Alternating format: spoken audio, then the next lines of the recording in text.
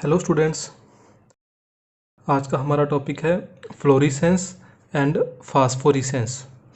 Fluorescence को अपने हिंदी में प्रतिदीप्ति भी कहते हैं। लेकिन इन टॉपिक्स को समझने से पहले हमें इन टॉपिक्स के बारे में पता होना चाहिए, तभी अपने इन टॉपिक्स के बारे में अच्छे से समझ सकते हैं।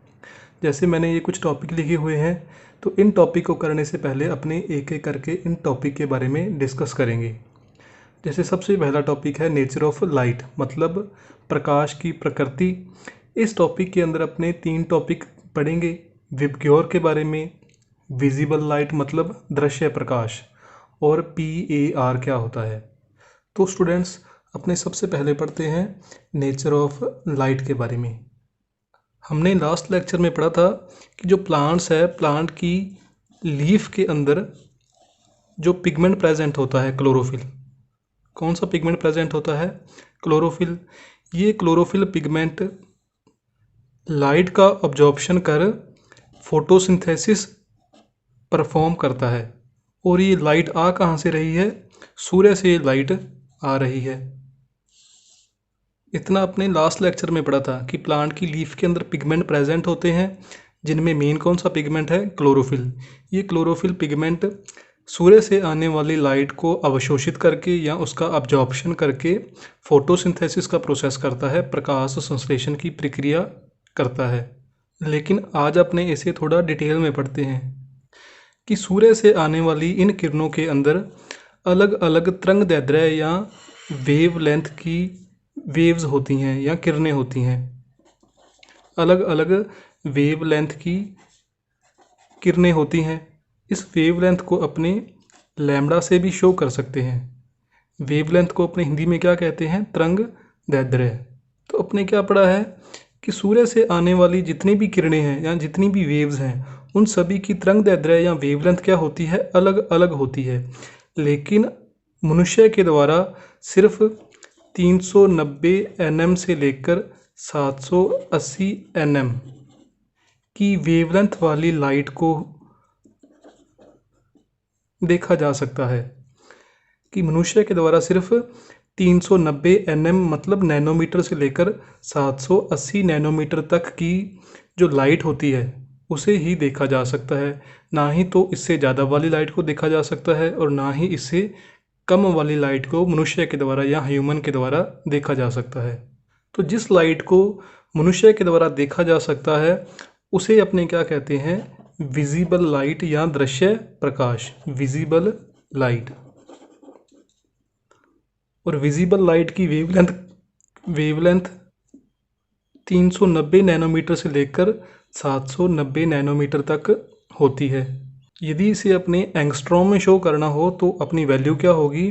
3900 एंगस्ट्रॉम से लेकर 7800 एंगस्ट्रॉम। मतलब यदि अपनी यूनिट एंगस्ट्रॉम है तो ये वैल्यू होगी, और यदि अपनी यूनिट नैनोमीटर है तो वैल्यू क्या होगी? ये।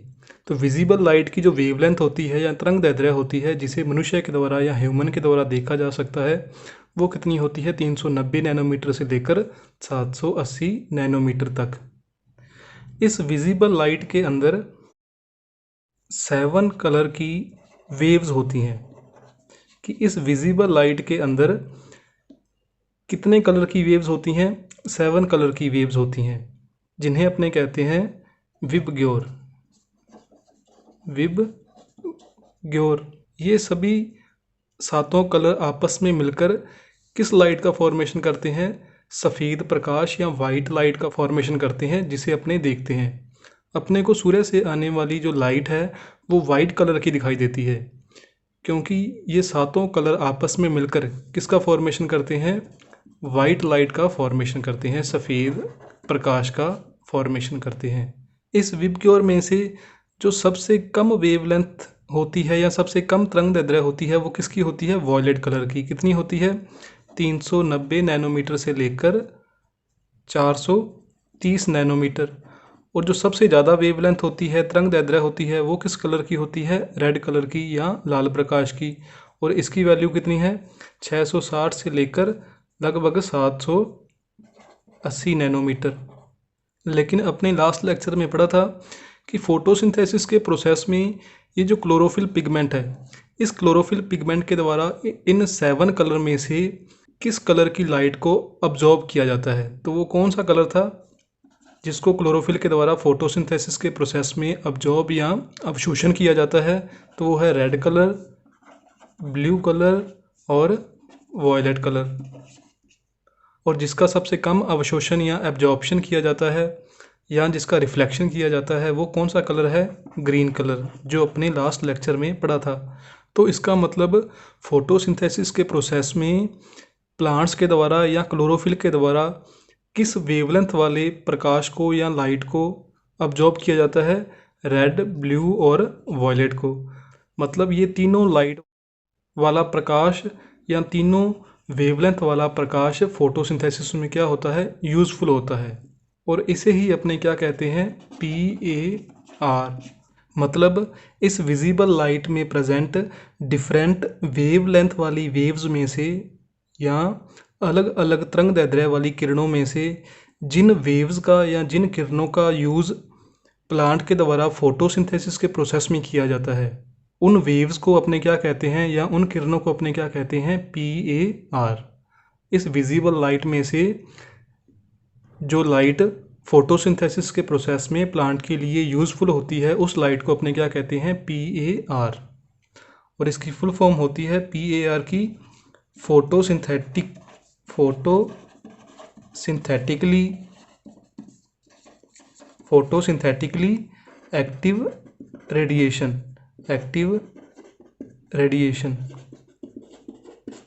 या सक्रिय प्रकाश संश्लेषी विकिरण। तो नेचर ऑफ लाइट के अंदर अपने 3 पॉइंट डिस्कस करने थे, विबग्योर, विजिबल लाइट और PAR। ये अपने तीनों पॉइंट डिस्कस कर लिए। मैं दोबारा फिर रिपीट कर देता हूँ कि अपने लास्ट लेक्चर में पढ़ा था कि जो प्लांट है, प्लांट की लीफ के अंदर पिगमेंट प्रेजेंट होता है क्लोरोफिल, जो लाइट को अब्जॉर्ब करके फोटोसिंथेसिस परफॉर्म करता है। जो सूर्य से आने वाली लाइट है उसके अंदर अलग अलग वेवलेंथ या अलग अलग तरंगदैर्ध्य की क्या होती हैं, किरणें होती हैं, वेव्स होती हैं। लेकिन इन डिफरेंट वेव्स में से ह्यूमन के द्वारा सिर्फ 390 nm से लेकर 780 nm वेवलेंथ या तरंगदैर्ध्य वाली विकिरणों को ही देखा जा सकता है। और जिसे ह्यूमन के द्वारा देखा जा सकता है उसे अपने क्या कहते हैं, विजिबल लाइट या दृश्य प्रकाश। इस दृश्य प्रकाश के अंदर 7 कलर की वेव्स होती हैं और इन सभी वेव्स की जो वेवलेंथ है वो भी क्या होती है, अलग अलग होती है। सबसे कम वेवलेंथ किसकी थी, वॉयलेट कलर की, 390 nm से लेकर 430 nm।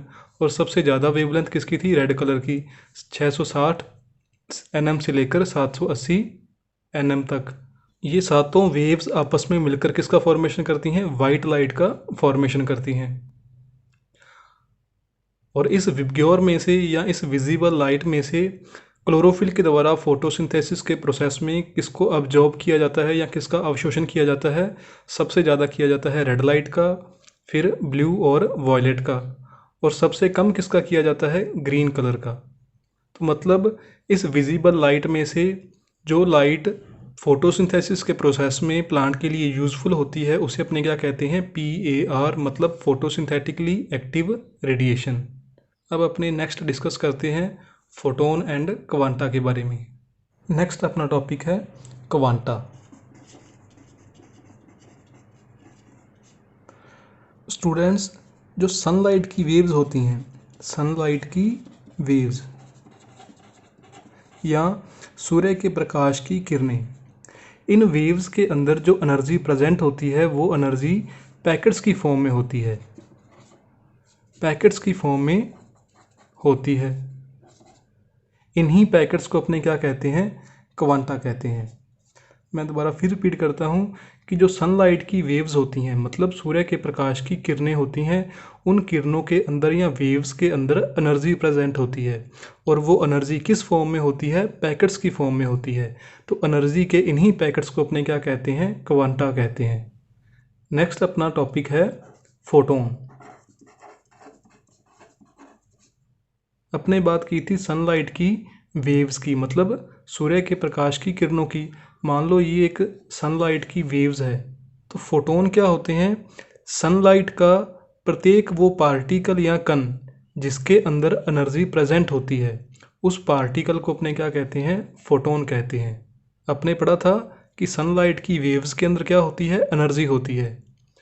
तो वेव्स का वो हर पार्टिकल जिसके अंदर एनर्जी प्रेजेंट होती है, उस पार्टिकल को अपने क्या कहते हैं? फोटोन कहते हैं। और वो एनर्जी किस फॉर्म में होती है? पैकेट्स की फॉर्म में होती है, और उन पैकेट्स को अपने क्या कहते हैं? क्वांटा कहते हैं। ये तो दो सिंपल सी डेफिनेशन थी, लेकिन जो थर्ड पॉइंट है ये समझने वाला पॉइंट है, क्वांटम रिक्वायरमेंट। क्वांटम रिक्वायरमेंट, इसे समझने से पहले अपने यहाँ पर फोटोसिंथेसिस की एक रिएक्शन बनाते हैं, जिसके बारे में अपने फर्स्ट लेक्चर में समझा था। तो फोटोसिंथेसिस की रिएक्शन क्या होती है? 6CO2 प्लस 12H2O, किसका फॉर्मेशन होगा? ग्लूकोज का। C6H12O6 प्लस 6O2 और 6H2O। तो मैंने आपको बताया था कि यहाँ पर ये जो CO2 है, इस CO2 का यहाँ पर क्या हुआ था? अपचयन हुआ था या रिडक्शन हुआ था, और किसका फॉर्मेशन हुआ था? फूड का फॉर्मेशन हुआ था, ग्लूकोज का। तो इसका क्या हुआ था? रिडक्शन हुआ था। और जो H2O है, इस H2O का क्या हुआ था? ऑक्सीकरण हुआ था या ऑक्सीकरण हुआ था, जिसके कारण किसका फॉर्मेशन हुआ था? ऑक्सीजन का फॉर्मेशन हुआ था, ऑक्सीडेशन। तो अब अपने देखते हैं कि क्वांटम रिक्वायरमेंट क्या होती है। तो स्टूडेंट्स, जब CO2 का रिडक्शन होगा तो उस टाइम अपने को एनर्जी की रिक्वायरमेंट होती है, और अपने को एनर्जी मिलती कहाँ से है? फोटोन से, क्योंकि एनर्जी कहाँ प्रेजेंट है? फोटोन के अंदर ही तो एनर्जी प्रेजेंट है।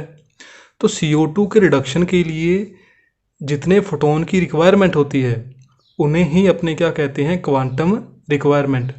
मैं दोबारा फिर रिपीट करता हूँ कि CO2 के रिडक्शन के लिए जितने फोटोन या जितने क्वांटम की आवश्यकता होती है, रिक्वायरमेंट होती है, उसे ही अपने क्या कहते हैं? Quantum requirement. किसके रिडक्शन के लिए? CO2 के रिडक्शन के लिए। और CO2 के रिडक्शन के लिए 8 फोटोन की रिक्वायरमेंट होती है। इसे आप याद रख सकते हो कि कितने फोटोन की रिक्वायरमेंट होती है? 8 फोटोन की रिक्वायरमेंट होती है। और नेक्स्ट अपना टॉपिक है quantum yield. Quantum yield, yield का मतलब होता है हिंदी में लब्धि। अपने कॉमन भाषा में इसे कह सकते हैं यील्ड का मतलब प्रोडक्शन या उत्पादन। तो सेकंड अपने देखा था कि फोटोसिंथेसिस के प्रोसेस में H2O का क्या होता है? ऑक्सीडेशन होता है, जिसके कारण किसका फॉर्मेशन होता है? ऑक्सीजन गैस का फॉर्मेशन होता है। तो स्टूडेंट्स, ऑक्सीडेशन या ऑक्सीकरण के लिए भी किसकी रिक्वायरमेंट होती है? एनर्जी की रिक्वायरमेंट होती है, और ये एनर्जी अपने को किससे मिलती है? फोटोन से मिलती है। तो क्वांटम यील्ड क्या होती है कि फोटोसिंथेसिस के प्रोसेस में एक फोटोन कितने ऑक्सीजन के मॉलिक्यूल प्रोड्यूस कर सकता है, उसे ही अपने क्या कहते हैं? Quantum yield. कि फोटोसिंथेसिस के प्रोसेस में एक फोटोन कितने ऑक्सीजन के मॉलिक्यूल्स प्रोड्यूस कर सकता है, उसे अपने क्या कहते हैं? Quantum yield. मतलब यहाँ पर कितने ऑक्सीजन के मॉलिक्यूल्स बने हैं? 6। तो मान लो यदि एक फोटोन 6 ऑक्सीजन प्रोड्यूस करता है, तो यही इसकी क्या होगी? Quantum yield. मतलब इसकी यील्ड या उत्पादन कितना है? 6।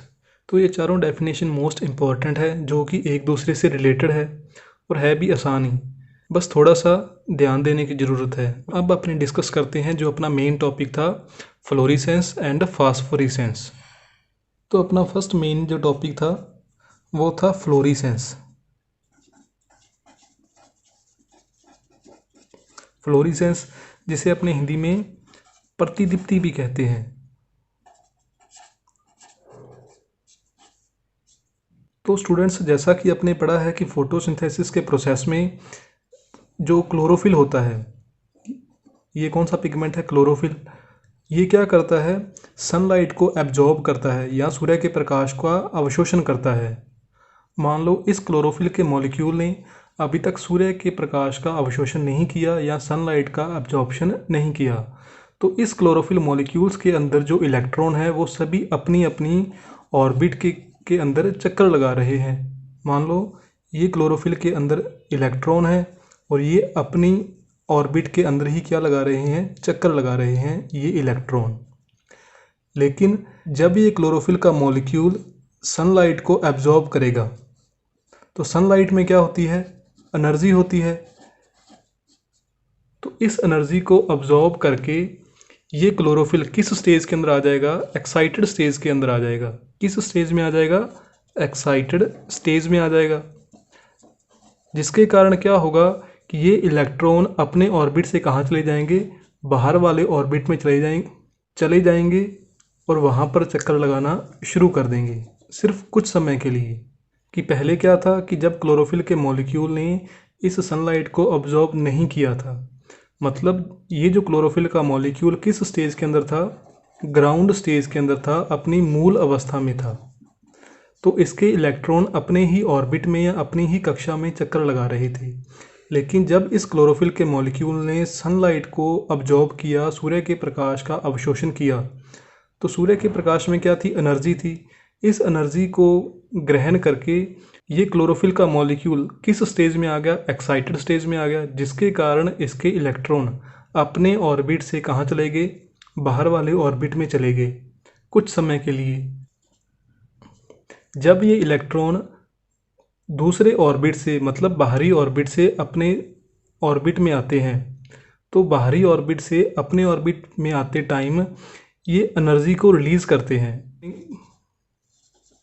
किसको रिलीज़ करते हैं, एनर्जी को रिलीज़ करते हैं। मैं दोबारा फिर रिपीट कर देता हूँ कि जब इलेक्ट्रॉन बाहरी ऑर्बिट से अपने ऑर्बिट के अंदर आते हैं तो इस प्रोसेस के अंदर उन इलेक्ट्रॉनों से बाहर क्या निकलती है, एनर्जी बाहर निकलती है। और प्लांट इस एनर्जी को किस में कन्वर्ट कर लेते हैं, एटीपी के अंदर कन्वर्ट कर लेते हैं। तो बाहरी ऑर्बिट से अपने ऑर्बिट में आते समय जो बाहर एनर्जी रिलीज हुई थी, इसी प्रोसेस को अपने क्या कहते हैं, फ्लोरेसेंस या प्रतिदीप्ति कहते हैं। और इस बाहर निकली हुई एनर्जी को प्लांट किस में कन्वर्ट कर लेते हैं, एटीपी के अंदर कन्वर्ट कर लेते हैं और अपने अंदर स्टोर कर लेते हैं। तो इस एटीपी का जो फॉर्मेशन होता है, इस प्रोसेस को अपने कहते हैं फास्फोरेसेंस। फास्फोरेसेंस